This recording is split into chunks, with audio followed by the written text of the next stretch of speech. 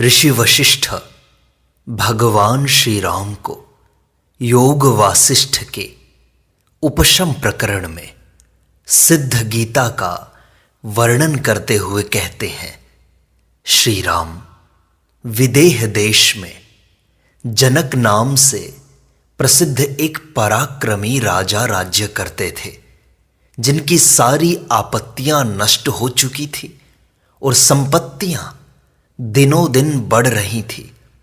उनका हृदय बड़ा उदार था। वे याचक समूहों के लिए कल्प वृक्ष थे।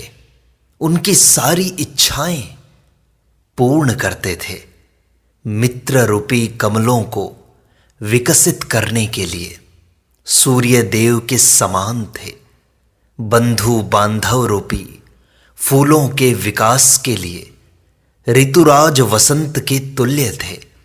ब्राह्मण रूपी कुमुदों के लिए शीत रश्मि चंद्रमा थे और भगवान विष्णु के समान प्रजा वर्ग के पालन में तत्पर रहने वाले थे।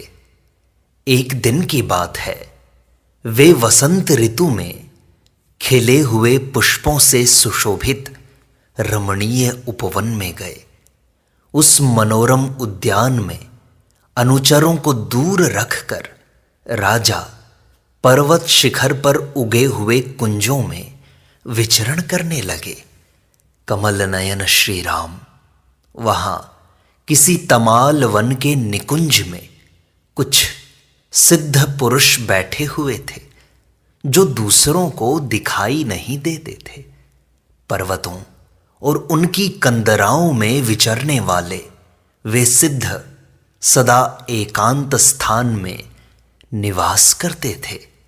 उनके मुख से कुछ ऐसे उपदेशात्मक गीत निकले जो श्रोता के हृदय में परमात्मा भाव को जगाने वाले थे। राजा ने उन गीतों को सुना, मानो वे उन्हीं पर अनुग्रह करने के लिए गाए गए थे। उन गीतों के भाव क्रमशः इस प्रकार हैं।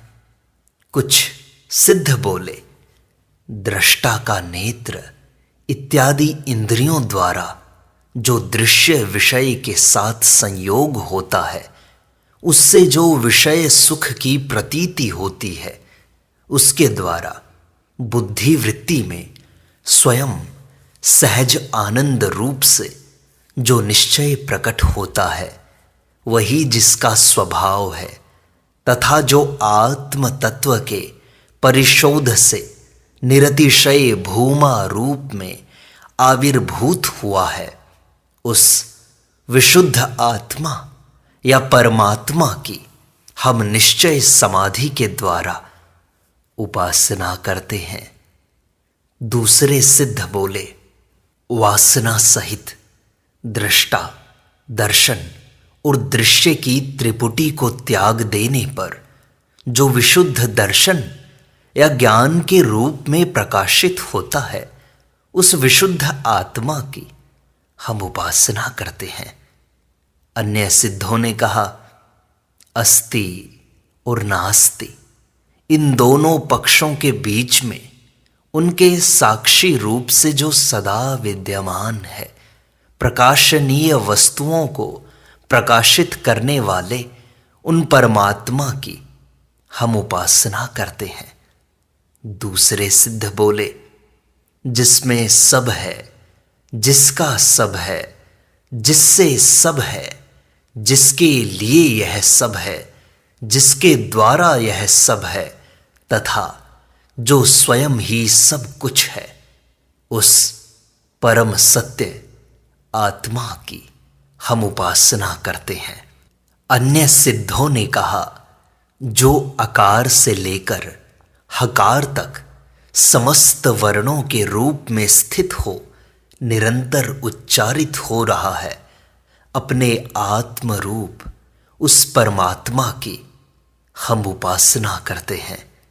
दूसरे सिद्ध बोले, जो हृदय गुफा में विराजमान दीप्तिमान परमेश्वर को छोड़कर किसी दूसरे का आश्रय लेते हैं वे हाथ में आए हुए कौस्तुभ मणि को त्याग कर दूसरे तुच्छ रत्नों की इच्छा करते हैं।